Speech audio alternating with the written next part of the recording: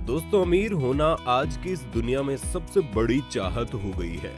और जहां असली अमीरी की बात होती है तो एक नाम जिसके बिना अमीरी शब्द पूरा ही नहीं होता, वो है मुकेश अमीर अंबानी। एक ऐसे गुजराती जो लगातार 10 सालों से भारत के सबसे अमीर आदमी हैं और इसी डेफिनेशन में बदलाव करते हुए उन्होंने खुद को एशिया का सबसे अमीर इंसान बना लिया, जिसके लिए उन्होंने अली बाबा के जैक मा को पीछे छोड़ दिया है। एक बहुत ही साधारण से व्यक्तित्व वाले मुकेश अंबानी अपनी रिलायंस के साथ लगातार इस अमीरी के मुकाम को और ऊंचाई पर ले जाते जा रहे हैं। इसीलिए अब ये बात तो जहन में आती ही है कि आखिर मुकेश अंबानी ही क्यों, या आखिर मुकेश कैसे कमाते हैं इतने पैसे। आज की इस वीडियो में हम आपको यही बताएंगे। मुकेश अंबानी के पिता धीरू भाई अंबानी बचपन में भारत में पेट्रोल पंप पर पेट्रोल भरने का काम किया करते थे। फिर सन 1950 में जब उनकी उम्र केवल 18 साल की थी, तब वो यमन चले गए। वहाँ एक बंदरगाह में अपनी छोटी सी क्लर्क की नौकरी करने लगे। और जब धीरू भाई अंबानी को पता चला कि वहाँ के जो रियाल के सिक्के हैं उनमें चांदी लगा हुआ है, जिसकी कीमत उनके सिक्कों से ज्यादा है, तो उसके बाद धीरू भाई अंबानी उन सिक्कों को अधिक मात्रा में खरीदने लगे और अपने पास इकट्ठा करने लगे। धीरे धीरे रियाल जो वहाँ का सिक्का था वो गायब होने लगा और उन्होंने उन सिक्कों से चांदी को गलाकर लाखों रुपए कमाए। और फिर बाद में वही यमन में सन 1957 में मुकेश अंबानी का जन्म हुआ। तब इनका परिवार इतना अमीर नहीं हुआ करता था और तब ये अपने परिवार के साथ 2 रूम के घर में रहा करते थे। इनके पिता अपना बिजनेस करना चाहते थे, इसलिए ये यमन छोड़कर 1958 में भारत वापस लौट आए।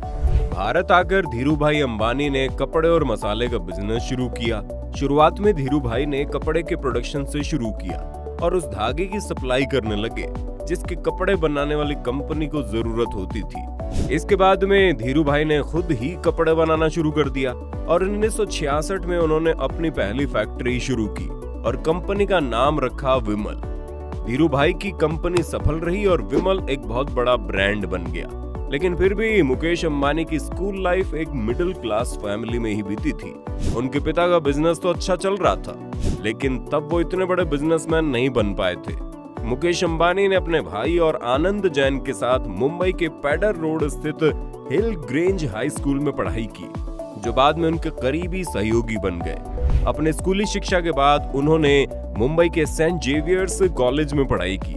इसके बाद उन्होंने इंस्टीट्यूट ऑफ केमिकल टेक्नोलॉजी में केमिकल इंजीनियरिंग में बीई की डिग्री हासिल की। और फिर मुकेश अंबानी ग्रेजुएशन पूरा करने के बाद आगे की पढ़ाई करने के लिए अमेरिका चले गए। उन्होंने स्टैनफोर्ड यूनिवर्सिटी में एडमिशन तो ले लिया, लेकिन बीच में अपनी पढ़ाई छोड़ भारत आ गए, क्योंकि उस वक्त तक पिता का बिजनेस चल पड़ा था। इसी कारण उन्हें भारत लौटना पड़ा ताकि वो अपने पिता की मदद कर सके। असल में हुआ कुछ यूं था कि जब मुकेश अंबानी अमेरिका से एमबीए कर रहे थे, उसी दौरान धीरू भाई अंबानी को पॉलिस्टर फिलामेंट धागे को बनाने का सरकारी लाइसेंस मिल गया। इस लाइसेंस के मिलने के बाद धीरू भाई अंबानी ने पॉलिस्टर फिलामेंट धागे को बनाने के लिए पातालगंगा रायगढ़ महाराष्ट्र में मैन्युफैक्चरिंग प्लांट लगाया और फिर उन्होंने मुकेश अंबानी को अमेरिका से वापस बुला लिया। मुकेश अंबानी एमबीए की डिग्री अधूरी छोड़कर महाराष्ट्र वापस आ गए और इस तरह मुकेश अंबानी ने 24 साल की उम्र में रिलायंस इंडस्ट्रीज में अपना करियर शुरू किया। इंडस्ट्री में आने के बाद मुकेश अंबानी राशिक भाई के अंडर काम करने लगे। कुछ दिन काम करने के बाद धीरू भाई अंबानी ने अपनी मर्जी से मुकेश अंबानी को काम करने की पूरी आजादी दे दी। कोई भी फैसला लेना हो, मुकेश अंबानी अपने पिताजी से सलाह जरूर लेते थे। मुकेश अंबानी की पूरी आजादी से काम करने का फायदा रिलायंस इंडस्ट्रीज को मिला। 1985 में राशिक भाई की मौत के बाद पॉलिस्टर फिलामेंट धागे के प्लांट की पूरी जिम्मेदारी मुकेश अंबानी के कंधे पर आ गई। उन्होंने इस जिम्मेदारी को बखूबी संभाल लिया। 1986 में अंबानी परिवार को एक बड़ा झटका तब लगा जब धीरू भाई अंबानी को ब्रेन स्ट्रोक से गुजरना पड़ा और सारी जिम्मेदारी मुकेश और उनके भाई अनिल के कंधों पर आ गई। लेकिन दोनों भाइयों ने इस जिम्मेदारी को काफी अच्छे से निभाया।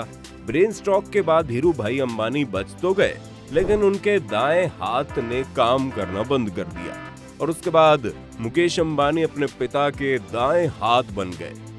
मुकेश अंबानी ने न केवल अपने पिताजी के बिजनेस को संभाला, बल्कि रिलायंस इंडस्ट्री में बहुत सारे नए बिजनेस प्लान लेकर आए, जिसकी वजह से रिलायंस इंडस्ट्रीज आगे की ओर बढ़ती गई। 1991 में मुकेश अंबानी ने पेट्रोकेमिकल प्लांट स्थापित किया। 1995 में कंपनी ने रिलायंस टेलीकॉम की शुरुआत की। 1998 में अंबानी ने लोगों की जरूरतों को समझते हुए एलपीजी के फील्ड में कदम रखा और रिलायंस गैस के नाम से रसोई गैस बनाने की कंपनी बना दी। ऐसे ही काम करते करते सफलता मिलते मिलते रिलायंस इंडस्ट्रीज की संपत्ति भी लगातार बढ़ती गई। लेकिन फिर साल आता है 2002, जिसमें धीरूभाई अंबानी की ब्रेन स्ट्रोक की वजह से मौत हो गई। पिता की मौत के बाद दोनों भाइयों में संपत्ति को लेकर भारी विवाद हो गया। इन दोनों के विवाद से कंपनी को बहुत ज्यादा नुकसान झेलना पड़ा। इसी कारण इन दोनों भाइयों के झगड़े को खत्म करने के लिए उनकी मां ने रिलायंस इंडस्ट्री का 2 हिस्सों में बंटवारा कर दिया। मुकेश अंबानी के हिस्से में रिलायंस इंडस्ट्री और रिलायंस पेट्रोकेमिकल आ गया। बंटवारे के बाद मुकेश अंबानी ने नई शुरुआत की और अपने बिजनेस को आगे बढ़ाना शुरू कर दिया। मुकेश अंबानी की कमाई का main source Jamnagar petroleum refinery बनी। 2006 में रिलायंस इंडस्ट्री में रिलायंस रिटेल मार्केट में भी कदम रख दिया। रिलायंस रिटेल ब्रांड नाम के अंदर पूरे देश में शॉपिंग सेंटर शुरू किया, जिसमें रिलायंस फ्रेश स्टोर काफी मशहूर हुआ। आज इसका करीब 1500 से ज्यादा स्टोर पूरे भारत में है और इसका main source Reliance fresh, Reliance trends, Reliance digital, Reliance footprint है। 2010 में रिलायंस इंडस्ट्री ने इन्फोकॉम ब्रॉडबैंड कंपनी की शुरुआत की, जिसका असली रंग 2016 में देखने को मिला, क्योंकि ये ही रिलायंस इंडस्ट्री के टेलीकॉम सेक्टर में बहुत बड़ा चेंजिंग ईयर साबित हुआ। 2016 में रिलायंस इंडस्ट्री ने अपना टेलीकॉम सर्विस रिलायंस जियो शुरू किया, जो इन्फोकॉम ब्रॉडबैंड का एक बड़ा रूप था। इसके बाद तो जियो ने भारत की टेलीकॉम इंडस्ट्री को तहस नहस ही कर डाला और रिलायंस ने उसी साल LYF ब्रांड नाम से अपना स्मार्टफोन 4G लॉन्च किया। 2016 में LYF सबसे ज्यादा बिकने वाला मोबाइल भी साबित हुआ। रिलायंस जियो टेलीकॉम सेक्टर में आते ही उसने बाजार को पूरी तरह से बदल दिया और देखते ही देखते बाकी सभी टेलीकॉम कंपनियों के मुकाबले सबसे ज्यादा कस्टमर रिलायंस जियो के बन गए और 3 साल में जियो टेलीकॉम की नंबर 1 कंपनी बन गई और जियो ने 35 करोड़ से ज्यादा कस्टमर बना लिए। 2019 में जियो ने लगभग 11,679 करोड़ रुपए का इनकम जनरेट किया। इसके बाद रिलायंस इंडस्ट्री ने 2020 में जियो मार्ट को भारत के 200 शहरों में लॉन्च किया। रिलायंस इंडस्ट्रीज मीडिया, फिल्म और म्यूजिक इंडस्ट्री में भी एक्टिव है। मीडिया में रिलायंस इंडस्ट्री के पास नेटवर्क 18 है। इतना सब कुछ करने के पीछे अगर किसी इंसान का दिमाग था तो वो सिर्फ मुकेश अंबानी ही थे और आज वो अपने इन्हीं सारे एक्सपेरिमेंट्स और नए तरीके के बिजनेस के कारण ही इतने पैसे कमा पाते हैं। और अपने साथ ही साथ रिलायंस इंडस्ट्री ने 2,36,000 लोगों को जॉब भी दे दी है। आज शायद ऐसा कोई फील्ड है जिसमें रिलायंस इंडस्ट्री नहीं है। रिलायंस इंडस्ट्री के कुल शेयर की बात करें तो आज अंबानी परिवार के पास इसका सिर्फ 46.32% हिस्सेदारी है और बाकी 53.68 हिस्सेदारी दूसरे शेयर होल्डर्स के नाम है। लेकिन मेजर शेयर होल्डर होने के नाते इसके मालिक अंबानी ही हैं, जिनकी नेटवर्थ अब 8,770 करोड़ डॉलर से भी ज्यादा हो चुकी है। आपको क्या लगता है आने वाले समय में कोई मुकेश अंबानी को पीछे कर पाएगा? अपनी राय हमें कमेंट में बताना। साथ ही इस वीडियो को लाइक शेयर जरूर करें, साथ ही इस चैनल को सब्सक्राइब भी कर लें।